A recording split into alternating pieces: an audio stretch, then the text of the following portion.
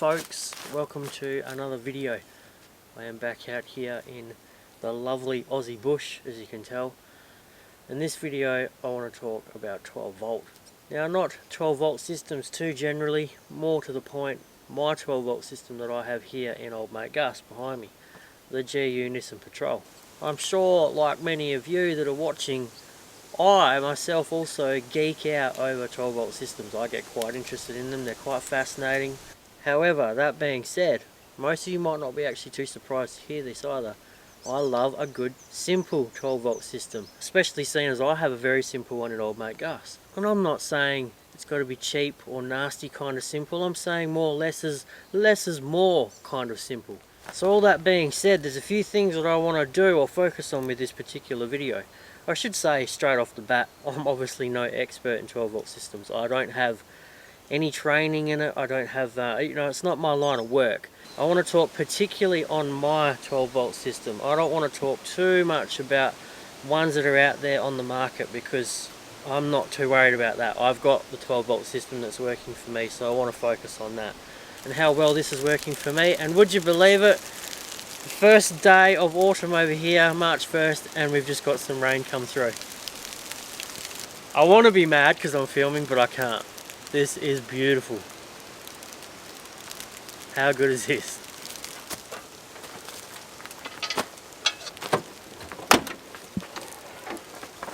Okay, so first point, why might you want a 12 volt system? Well, let's break it down a bit. What are you doing with your vehicle? Are you just taking off for the odd day trip here and there? On a weekend you get free, a Sunday down the beach or a drive through the bush, maybe the odd one-nighter? Okay, fine, fair enough. You probably won't need much more than an esky. Let's be completely realistic. That's how I did it. We were doing 3, 4, 5 night trips with just an esky. If that's not cutting it for you, and you want to say have a fridge, you just want to be more comfortable. If I'm jiggling around and wiggling like an idiot, it's because I got March flies trying to murder me. Oh. To add to that, it's not just about a fridge, it can be about other things as well. You might want some lights, you might want some lighting around your car. You might want to be able to charge phones, things like that. The car's factory 12 volt, you don't want to have to put accessories or ignition on and leave your phone in the car and sort of walk away. It'd be nice maybe if you could charge it in USB points with power there ready to go at all points of time, and you know what I'm trying to say. So there is different, and depending on how far you want to go with it too, you can really start getting serious with things like induction cookers, and it can get quite out of control. Then you really got to start looking at, well, what's your options and how far do I need to go? So this is the point where you start to think, how badly do I want a 12 volt system so I can start adding those things to it. So now I've made the case, okay, well, I've decided I don't want an esky, and I've decided I want a couple of lights off the car, something like that. Let's think about then what it is that you might actually need just to have a fridge and maybe a couple of lights. I spent a few months trying to figure this out, and to be honest, there wasn't a lot of people in the industry that were telling me what was what, trying to cut the chalk from the cheese, and that was what was really frustrating, because unless I had have dug deeper to find my own research, I wouldn't have picked up on these few points which helped me make the decision that I ended up making for my particular 12 volt application. There's a couple of options where you can go. You can get just your red arc isolator. Nice little neat isolator, can sit up on the firewall, and mostly will connect your batteries from your engine bay. You got your starter battery, and then if you add an auxiliary battery. A lot of the time the isolator being, and this is purely based on the research I've done, people might counter this argument or this opinion I have with their own opinion, and that's fine, but from what I found and from looking into the application that I wanted, which was having an AGM, I wanted an AGM battery in the car, and this is going back to the Patrol, and then the GQ, sorry, and then I've applied the same thing in here, which I will get into later. But with me wanting to have an AGM battery, a deep cycle AGM battery, because I wanted the car in the back with the fridge. I didn't have the room or the space, the ability really at all to put a battery in under the hood of the car in the engine bay. So it obviously had to be an AGM. So then I started to figure out, okay, now I know where I'm going with this. I'm going to rule out the isolator. I want to have my AGM battery in the back of the car. I'll have a DC charger there with it then as well, and that will charge the battery, and it will charge it up because it's a 3-stage, the one that I've got and I'll get into soon. I've got a projector DC charger, and that has a 3-stage. So it charges it will charge the battery, and then it will hold the battery at a maintained level. So that was the perfect solution for the trouble that I was trying to, or for the problem that I was trying to solve. So then jumping into the Patrol here, I'm going to start from the very front. Now the isolator here that I have between these two batteries, they're sent a signal from your starter battery at a certain amount of volts. It will only then at that point be sent the signal here to then open up and connect the two batteries. Now what it means by connect two batteries is that this isolator will now start sending charge to your auxiliary battery. From here I have a fuse box. I've got one power lead that's leading from my auxiliary battery to a fuse box. From that fuse box, everything is then heading off to all my relays. Now these relays are all for things like my spotlights, my light bar, and then everything else is earthed accordingly. The starter battery is where the wiring for my DC charger in the back is coming from. I'm back here because at this back corner of the car here, this is where all the party's happening. I've got the DC charger, I've got the AGM battery. It's all here in this corner of the car, and it's from here that everything is all distributed. Basically, this is where all my power is coming from for everything that you see around camp every night. Now from there, obviously you can't see all of that, so I'll show some B-roll now. You can see that I've got the DC charger, and that's got its appropriate lights lit saying that it's in charge mode. It's taking some charge from solar when the sun's allowing it to. I am quite shady in here and it's a bit cloudy, but you can see that there. Next to it you'll see that I've got a battery box, and that's housing my Giant branded 130 amp hour AGM deep cycle battery. You'll see that I've got some Anderson plugs here. They're for mostly ease. If I ever want to pull the system out, it's all just on Anderson plugs. I don't need to cut anything or anything like that. I can just unplug it and simply pull it straight out. And you'll see I've got a fuse here. Now that's the fuse for the DC charger. And there is also a fuse box in there too. All my lighting, basically. Lights in the rear, which I'll show soon. My lights on the outside here, the work lights on the under the awning, and the other side, they're all fused here as well. And then there's a second fuse there that you can see. That's a 40 amp hour fuse, and that's the fuse in the positive line for my 500 watt inverter. Honestly, it's not really much of a talking point. A cheapy inverter, basically just so I can charge camera gear. Now getting to the DC charger, it would be worth talking about that. Now I always keep this in the glove box. I keep quite a lot of these little manuals of things of significance in the car in the glove box. Heaven forbid something does go wrong, and in all honesty I've not needed to use this thing in the entirety that I've owned the bloody thing, so I think that's quite a testament. It's a projector, and the particular model of it is DC solar battery charger, 25 amp 3-stage switch mode. So there you go, that's the pamphlet for it. So now that's all going to the battery. Let's talk about then what's coming off the battery. What have I actually got in here that I'm running? Good question. The fridge. I've obviously got the CF50 fridge running off it. That is fused, but these fridges also have their own little fuse as well, so if something goes wrong you just reset that fuse. I've got this Anderson plugged. A lot of fridges, you would know, they come with a 12 volt plug and you can put them into a socket point. Worst idea ever. Cut that stupid thing off, put it on the Anderson plug and plug it in nice and solid. Very easy, and these Anderson plugs are incredibly reliable. Another thing, I wanted to hardwire my air compressor. Now you'll see here on the footage I've hardwired my 160 litre Ridge Rider air compressor in here. I've strapped the thing down next to the battery, and then I've got these two cheeky Nava lights here at the back as well. So they're wired from this fuse box, they're earthed appropriately, and they're on this switch here on the left that you can see on and off. They are an amazing addition to night time around camp, being able to be at the car and function.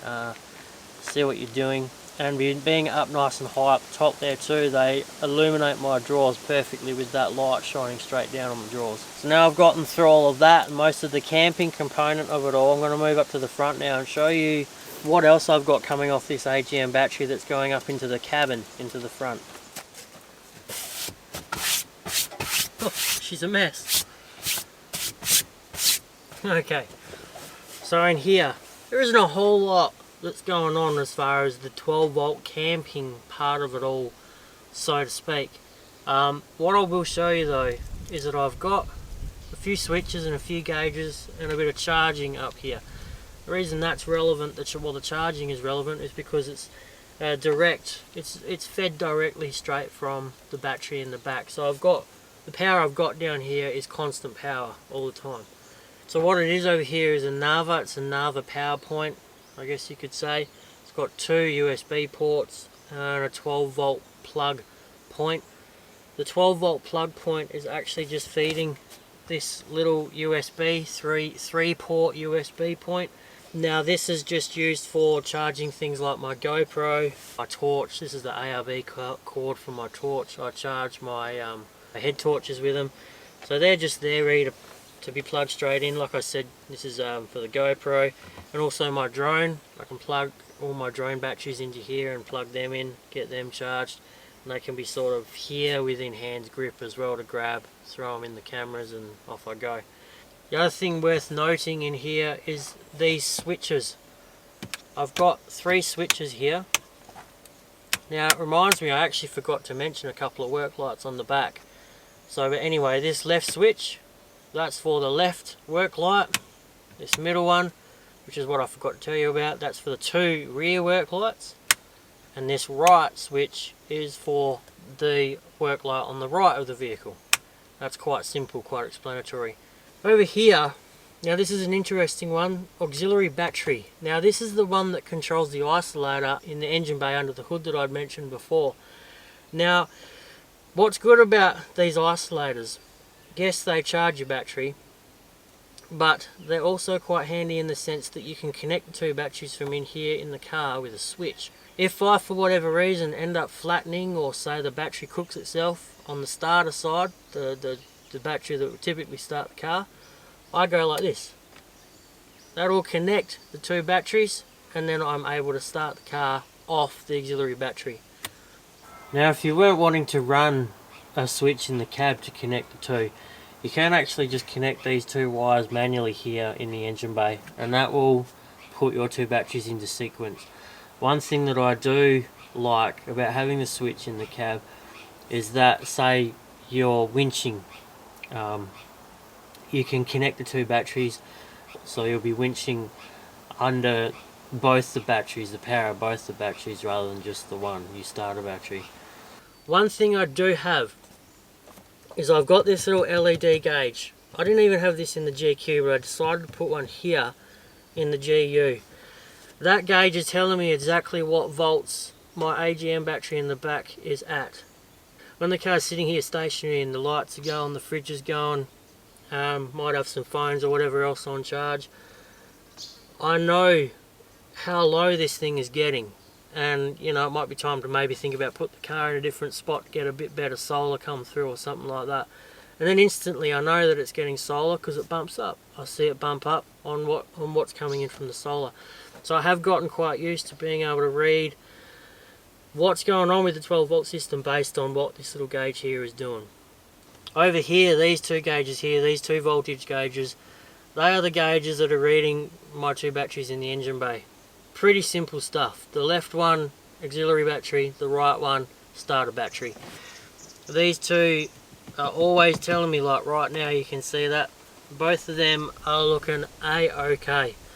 And look, apart from that, there isn't a lot else going on. It is a very, like I said, it's a very, very simple setup. And it's not let me down once. Not once. Okay, well look, that's not entirely true. It was only about a week after filming this video you're watching that I did actually have one of the first problems with the 12 volt, loosely 12 volt let's say, system in this car. It did actually have a bit of a failure. If you follow along on Instagram, you would have seen this as well. What actually happened was, in full disclosure, to fill you in straight away, it was the alternator. Ended up being the alternator. The alternator completely just fried. Done. Cactus, just like that, out of nowhere.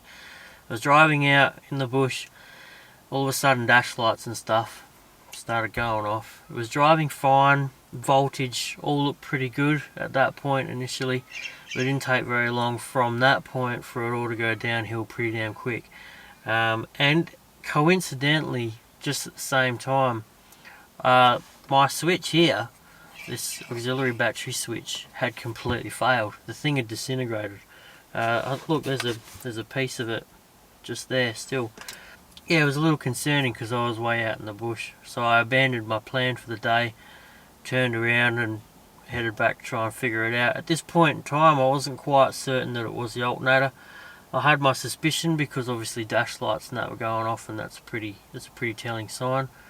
But being the old simple diesel tractor that it is, it drove absolutely fine, even when I was seeing voltage on my main battery down to about 8, 7, 6 volts. It was getting pretty low. There was nothing in it. But then, telltale signs like stereo turning on and off, and I had the aircon on. The aircon stopped working, so I turned that off, put the windows down. The windows didn't want to go down. It just lost all power completely, so that the alternator was just not giving anything, and the battery had just lost all its power. That was it. So it was really just humming along just on the motor. So anything else probably would have just stopped dead on its tracks. So long story short, that was the first real, let's say, 12 volt issue, but not at all indirect reference to the 12 volt system past the factories, things like the alternator and things like that. Funnily enough, the DC charger still kept running. The fridge never turned off. Everything was working just fine. Both the batteries, obviously both starter and auxiliary, took a big hit with power. They were severely drained. I needed to charge the auxiliary battery so that I could start it and get it to the shop. By the time I got it to the shop the next day, it was completely flat again. So, and I obviously had to go and buy a new switch. Now you can hear that. I'm sure that's coming through the camera. So that light illuminating now, that's obviously telling me that both the batteries are connected under there. So yeah, it's one of those things. I must have jinxed it. As soon as I mentioned alternator and everything was working well, it just went, hey, I got a little present for you. Cheeky bastard. So that's why I'm quite proud of it, because it has done an exceptional job. It has been a real budget setup, and it's proved to be an extremely strong and bushproof setup, which I am thoroughly wrapped about. Yes, solar panel. This is a second-hand panel. I actually bought it from a mate, Jordan. Paid $50 for it. 110 watt panel. Man, bargain. It does a job. It's putting power into my battery, and it seems to be putting plenty enough power into it too, from what I can tell. Like I am now, fridge is going, and it's just getting that little bit extra in there, which is all I ask for, especially from a $50 panel. As I said, this is a very budget 12 volt system, not in a bad way. I can tell you that categorically, because this particular system now has been working for the best of 5 years, and I've not had one failure. I've not had one issue. There's been not one thing go wrong with it. So I stand by it. 100% stand by it. Okay, well, so that's basically the gist of old mate Gus's 12 volt system. My final thoughts are, keep it affordable. If you don't have a lot of money, only focus on those things that are within your budget, because it can be a very complicating thing to any degree in the first place. So don't let it get overcomplicated. If you've got the budget, stick to that budget and only really focus on the things that you can actually attain and afford. Otherwise it's just going to be a mess. Keep it reliable. You want it to be bush-proof. You want it to be something that's going to be simple. You want it to be something that you're likely going to be able to fix yourself as well when you're out there. Heaven forbid something does go wrong. So keep that in mind. The less is more approach is very true. Anything electronic, the more complicated it is, the harder it is to fix, to control, to use. You know, things are more complicated the more complicated the item itself is, so bear that in mind as well. Another thing that I've learnt as well, and I mostly stick to this sentiment with a lot of things: if it ain't broke, don't fix it. In other words, if it's working for you, don't change it. Like I've said to you before, I've had this set up for about 3 and a bit years in the GQ, and then I've morphed it into the GU with a few little extra things, like now having a third battery rather than just the 2. A few little extra gauges, a lot more lighting going on, but it is still basically the principle of it, the base of it is still exactly the same as it was in the GQ. It's tried and true, it works, I didn't break the bank, and if something goes wrong, heaven forbid, I know exactly how to fix it. I know where to start troubleshooting, what to look at, where to go, diagnose what might be wrong. Well, that's it from me. I appreciate you all watching this video, and I hope you got something out of it. If you did enjoy this video, perhaps consider subscribing to the channel. Now it's time for me to go and enjoy some time out here in this bush. Look at this, absolutely beautiful. And to add, I do have some cold drinks in that fridge running off my 12-volt system. Just bear that in mind. Alright.